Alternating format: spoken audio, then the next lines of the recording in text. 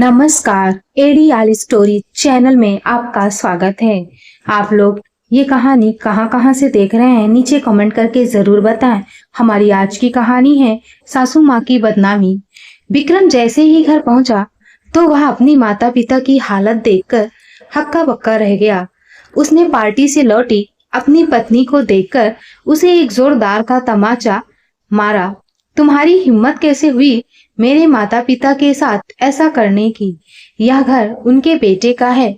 तुम्हारे माँ बाप ने तुम्हें दहेज में नहीं दे रखा है।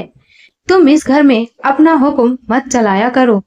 विक्रम ने सुधा के ऊपर चिल्लाते हुए कहा, मुझे लगा था कि तुम कुछ दिनों में मेरे माता पिता को अपने माता पिता की तरह प्यार और सम्मान देने लगोगी, क्योंकि हर रिश्ते को समझने में थोड़ा वक्त लगता है। लेकिन तुमने तो मेरे बाद मेरे माता पिता की हालत नौकरों से भी ज्यादा बदतर कर दी है। तुमने नौकर बना दिया है उन्हें। उनसे एक एक दाने का हिसाब मांगा। उनकी इतनी ज्यादा बेइज्जती की।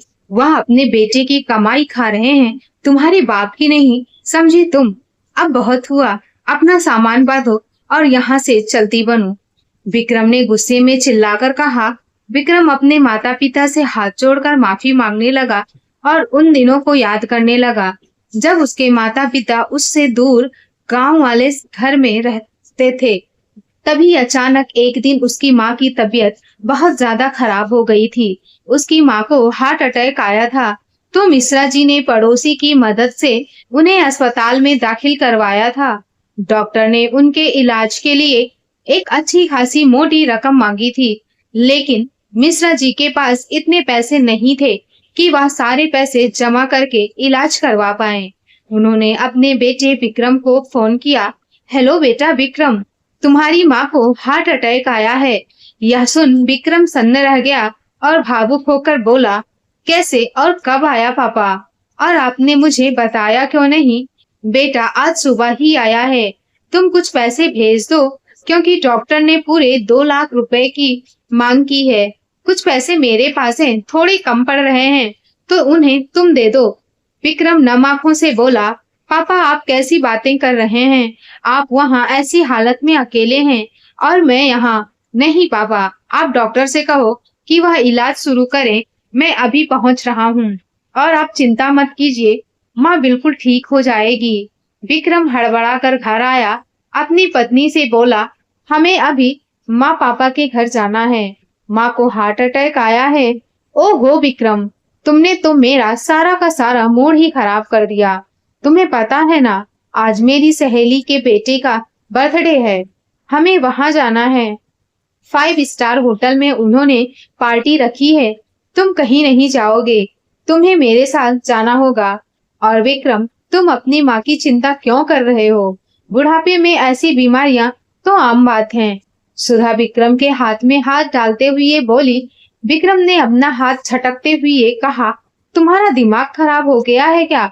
मेरी माँ हॉस्पिटल में भर्ती है और तुम्हें पार्टी करने की सोच रही है। तुम्हें नहीं जाना तो मत जाओ, लेकिन मैं अपने माता पिता के पास जा रहा हूँ। वहाँ मेरे पिताजी इस हालत में अकेले हैं। मैं उन्हें अकेला नहीं छोड़ सकता। विक्रम ने तुरंत फ्लाइट पकड़ी और सीधे अस्पताल के लिए निकल गया। अस्पताल पहुंचते ही अपने पिता को दूर से देखते ही दौड़कर उन्हें गले से लगा लिया। मिश्रा जी बेटे के गले लगकर रोते हुए बोले, बेटा देखो ना, तुम्हारी माँ की क्या हालत हो गई है। पापा मैं आ गया हूँ ना, अब सब ठीक हो जाएगा। विक्रम अपने पिता के आंसू पोंछते हुए कहा और उन्हें एक चेयर पर बिठाकर पानी दिया। विक्रम अपने पिता के हाथ को पकड़कर बोला, पापा आप यहाँ बैठिए और भगवान से प्रार्थना कीजिए कि माँ जल्दी से ठीक हो जाए। मैं अभी आता हूँ। विक्रम जाकर सबसे बड़े डॉक्टर से मिला। डॉक्टर साहब चाहे जितना भी पैसा लग जाए, लेकिन मेरी माँ को ठीक कर दीजिए। डॉक्टर ने विक्रम को दिलासा दिया। विक्रम जी आप चिंता मत कीजिए, हम पूरी कोशिश करेंगे आपकी माँ जी को बचाने की। और डॉक्टर शारदा जी का इलाज करने में जुट गए। कुछ ही दिनों में शारदा जी पूरी तरह से ठीक हो गई। विक्रम अपनी माँ को अस्पताल से पापा के घर लेकर आया और कुछ दिन विक्रम ने वहीं रुककर उनकी सेवा की। लेकिन काम की वजह से उसके पास फोन पर फोन आ रहे थे। तो मिश्रा जी ने अपने बेटे से कहा, बेटा अब तुम्हारी माँ बिल्कुल ठीक है। हाँ, उसकी जोड़ों का दर्द तो हमेशा का है। क्या करें, अब बुढ़ापा जो है उसका कुछ नहीं कर सकते। तुम अब अपने काम पर लौट जाओ। विक्रम ने तब तो हाँ में सिर हिला दिया। अगले दिन विक्रम के हाथ में भारी भरकम 2 बैग देखकर उसके माता पिता चौंक गए। अरे बेटा, इसमें क्या है? कोई साग सब्जी लेकर जा रहे हो क्या?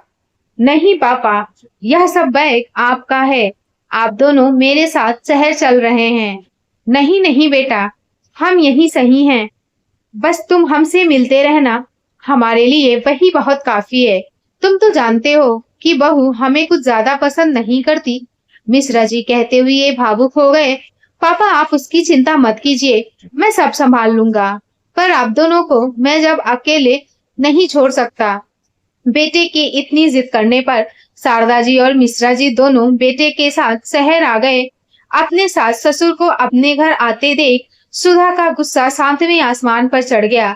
शारदा जी के कदम अपने बेटे के घर में पड़ ही रहे थे तो विक्रम मुस्कुराता हुआ बोला, माँ बाबूजी, ये आपका ही घर है। बेझिझक और पूरे अधिकार के साथ अंदर चलिए। सब लोग अंदर आ गए। अंदर आते ही विक्रम ने अपने माता पिता का हाथ पकड़ा और उनको उनके कमरे में ले गया। उस कमरे को देखकर शारदा जी और मिश्रा जी बहुत खुश हो गए। पापा, मैंने जब यह घर खरीदा था तब मैंने आपका कमरा बिल्कुल आप दोनों के हिसाब से सेट करवा लिया था। बेटे का प्यार देखकर दोनों ने विक्रम को गले से लगा लिया। पापा, अब आप दोनों आराम से यहाँ रहिए। मैं आपके चाय नाश्ते का इंतजाम करवाता हूँ। अपने माता पिता को अब उनके कमरे में छोड़कर जैसे ही बाहर आया, सुधा विक्रम का हाथ पकड़कर खींचते हुए अपने कमरे में ले गई। तुम्हारा दिमाग खराब हो गया है क्या? किसने कहा था तुम्हें इन गवार बुढ़े बुढ़िया को यहाँ लाने के लिए? सुधा, जुबान संभाल कर बात करो। वह मेरे माता पिता हैं और तुम्हें उनकी चिंता करने की कोई जरूरत नहीं है। वह कहाँ रहेंगे, कहाँ नहीं, यह तुम नहीं तय करोगी, मैं तय करूंगा। मैं अकेला ही बहुत हूँ अपने माता पिता की देखभाल के लिए। लेकिन एक बात ध्यान रखना, तुम्हारी वजह से मेरे माता पिता को कोई तकलीफ नहीं होनी चाहिए, वरना मुझसे बुरा कोई नहीं होगा। विक्रम ने अपने माता पिता की देखभाल के लिए एक मेड रख ली।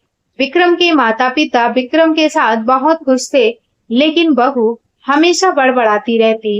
एक दिन विक्रम को एक मीटिंग के लिए शहर से कुछ दिनों के लिए बाहर जाना था। विक्रम ने मेड को सब कुछ समझा दिया था कि मेरे जाने के बाद मेरे माता पिता को कोई तकलीफ नहीं होनी चाहिए। विक्रम बेटा, तुम क्यों इतनी चिंता करते हो? तुम बेफिक्र होकर अपने काम के लिए जाओ। शारदा जी ने अपने बेटे के सर पर हाथ रखते हुए कहा और विक्रम मीटिंग के लिए शहर निकल गया। बेटे के जाते ही सुधा हमेशा सास ससुर को ताना देती रहती। यहाँ आकर पड़ गए हैं, इतना भी नहीं जानते शहर में कितनी महंगाई है। उनके आते ही घर में कितने खर्चे बढ़ गए हैं। पूरे घर को दवाई खाना बनाकर रखा है। अरे मेरे मायके में तो इन दोनों को कोई नौकर भी ना रखे। गवार कहीं के, ना पहनने की तमीज है, ना खाने का ढंग। बहू की बातें सुनकर दोनों चुप रह जाते हैं। बहू ने घर की मेड को उनके बेटे के जाते ही उसकी छुट्टी कर दी और उसकी जगह मिश्रा जी को काम पर लगा दिया। सुधा दौड़ते हुए उनके कमरे में आई और झल्लाकर बोली, बहुत हो गई मेहमानबाजी, अब चलिए पिताजी, थोड़ा हाथ पैर भी चला लीजिए, वरना ऐंठन पड़ जाएगी हाथ पैर में तो आपको ही तकलीफ होगी। मम्मी जी, आप थोड़ा रसोई में आकर मेरा हाथ बटाइए। बेटा, तुम्हें जितना काम बताना है मुझे बता दो, पर शारदा से यह सब नहीं होगा। हाँ, आप दोनों तो यहाँ मुफ्त की रोटी तोड़ने को ही पड़े हैं। बस काम को कह दो तो बहाने बनाने लगते हैं। सुधा मन ही मन बुदबुदाते हुए बोली, थैला लेकर आई और बोली, जाइए बाजार से सब्जी लेकर आइए, और हाँ, सब्जी लाकर रसोई में धोकर रख देना। मिश्रा जी ने थैला पकड़ा और सब्जी लाने चले गए और लाकर उन्हें रसोई में रख दी। बेटा, मैंने सब्जी रसोई में धोकर रख दी है। सुबह सुबह सब्जी लाने और धोने में हाथ पैर सुन्न हो गए। 2 कप चाय बना दो बेटा। मैं आपकी नौकरानी नहीं हूँ जो आप मुझे ऑर्डर दे रहे हैं। सब्जी लाकर आपने कोई एहसान नहीं किया है हम पर। यहाँ रहेंगे तो काम भी तो करना ही पड़ेगा। जाइए खुद बना लीजिए। बहू ने जोर से चिल्लाते हुए कहा और अपनी चाय कमरे में लेकर चली गई। मिश्रा जी ने 2 कप चाय बनाई और खुद लेकर अपने कमरे में चले गए। यह देखकर शारदा जी की आंखों में आंसू आ गए, क्योंकि उन्होंने बहू की सारी बातें सुन ली थी। अरे शारदा, तुम चाय पियो और सब भूल जाओ। हमारा बेटा हमारे साथ है तो हमें चिंता करने की कोई जरूरत नहीं है। शारदा जी ने अपने आंसुओं को पोंछे, फिर दोनों चाय पीने लगे। दोपहर को रसोई में जाकर देखा तो बहू ने खाना भी नहीं बनाया, तो मिश्रा जी ने खुद ही खाना बनाया, क्योंकि बहू ने खाना बनाने से मना कर दिया था और शारदा जी से अब काम नहीं होता था, क्योंकि उनके हाथ पर अब ज्यादा ही दर्द करने लगे थे। बहू कमरे में से बाहर आई तो अकड़ कर बोली, यह क्या है? आप लोगों को जरा भी तमीज नहीं है। पूरी रसोई फैलाकर रखी है। गवार कहीं के, मुझे पूरी रसोई साफ चाहिए। जब से आए हैं एक भी काम को हाथ नहीं लगाया। मिश्रा जी बोले, बेटा तुम चिंता मत करो, मैं खुद रसोई और बर्तन साफ कर दूंगा। इतना कहकर बहू वहां से चली गई। बेचारे मिश्रा जी ने सारी रसोई और बर्तन साफ किए। कुछ खाना दोपहर का ही बच गया था तो शाम को वही खाकर सो गए। बेटा माँ बाप का हालचाल पूछने के लिए रोज सुबह शाम फोन करता, मगर मिश्रा जी और शारदा जी अपने बेटे से बहू की कुछ भी शिकायत नहीं करते। अगली सुबह बहू 500 रुपए सब्जी लाने के लिए देते हुए बोली, सारी सब्जी का हिसाब पर्ची पर लिखवा कर लाना। मिश्रा जी चुपचाप थैला लेकर चले गए। सब्जी वाले ने मिश्रा जी को सब्जी भरा थैला पकड़ा दिया। अच्छा भाई, एक काम करो, एक कागज पर हिसाब लिख देना। अच्छा बाबूजी, कहते हुए सब्जी वाले ने पास रखे कागज के एक टुकड़े पर सारी सब्जी के दामों को लिखकर बाबूजी को पकड़ा दिया। मिश्रा जी सोचने लगे, चलो अच्छा है, सारी सब्जी का दाम और वजन पेपर पर लिखा है तो बहू को कोई भी शक नहीं होगा। बेचारे बाबूजी की इस तरह की सर्दी में सब्जी लाते हुए हालत खराब हो गई। रास्ते में उन्हें एक चाय की दुकान दिखाई दी तो वहां रुककर उन्होंने 10 रुपए की चाय पी ली। चाय पीने के बाद वहां से चल दिए।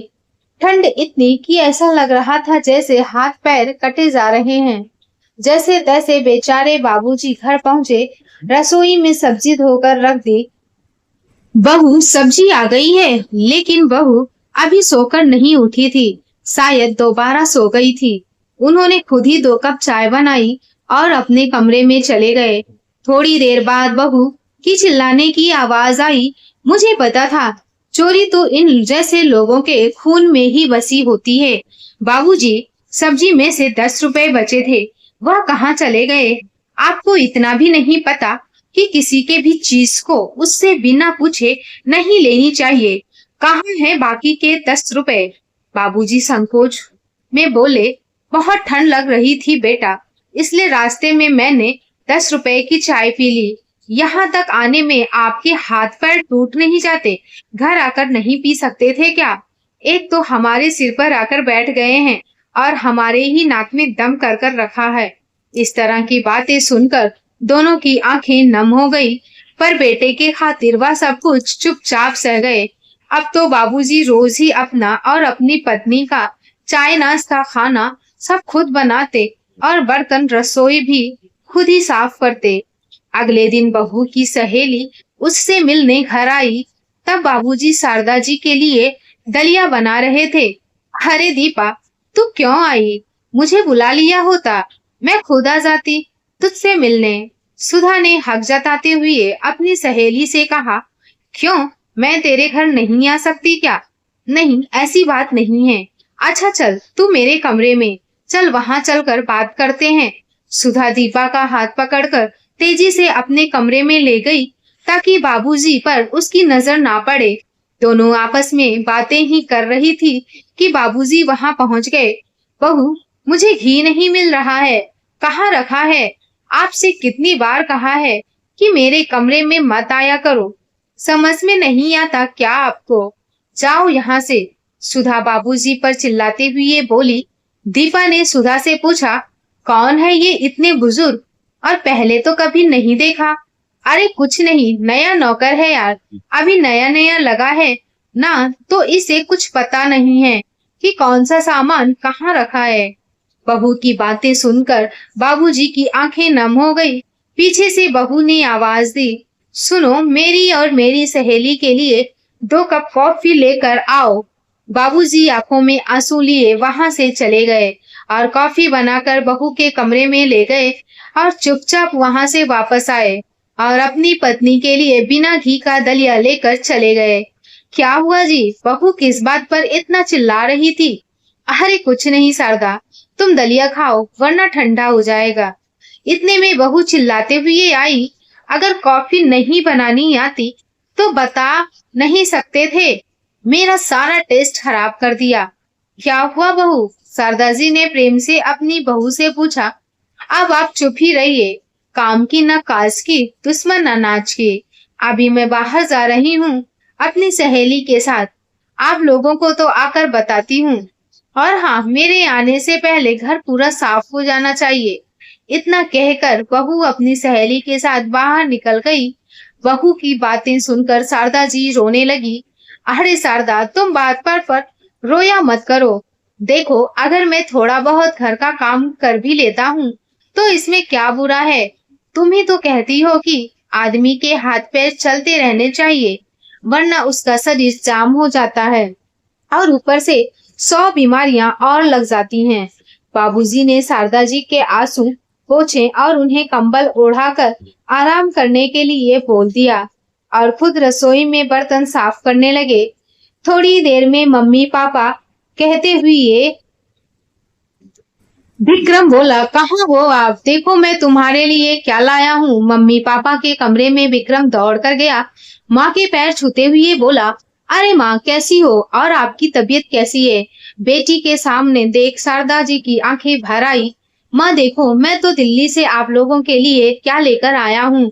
आपके लिए नई स्वेटर और बाबूजी के लिए नई जर्सी। ऐसे में मामा बूजी कहाँ हैं? मैं आप कब से पूछ रहा हूँ, कहीं दिख नहीं रहे। शारदा जी ने रोते रोते अपने बेटे को सब बता दिया। यह सुन विक्रम के पैरों तले जमीन खिसक गई। रसोई में जाकर देखा तो बाबूजी रसोई में बर्तन साफ कर रहे थे। यह देख विक्रम की आंखों में आंसू आ गए। अरे बेटा, तुम कब आए हो? हाँ बाबूजी, काम जल्दी हो गया था तो बस चला आया। इतने में सुधा भी घर पहुंच गई थी और विक्रम को देखकर उसके होश उड़ गए। अरे विक्रम, तुमने तो बोला था कि तुम 1 हफ्ते बाद आओगे, फिर यहाँ कैसे? सुधा जैसे ही विक्रम के पास आने लगी, विक्रम ने एक जोरदार तमाचा सुधा के गाल पर जड़ दिए। तुम्हारी हिम्मत कैसे हुई मेरे देवता समान माँ बाप के साथ ऐसा करने की? ये घर उनके बेटे का है, तुम इसे कोई दहेज में नहीं लेकर आई थी। विक्रम ने सुधा के ऊपर चिल्लाते हुए कहा, मुझे लगा था कि कुछ दिनों में तुम मेरे मम्मी पापा को अपने मम्मी पापा की तरह प्यार और सम्मान दोगी, क्योंकि हर रिश्ते को समझने में वक्त लगता है।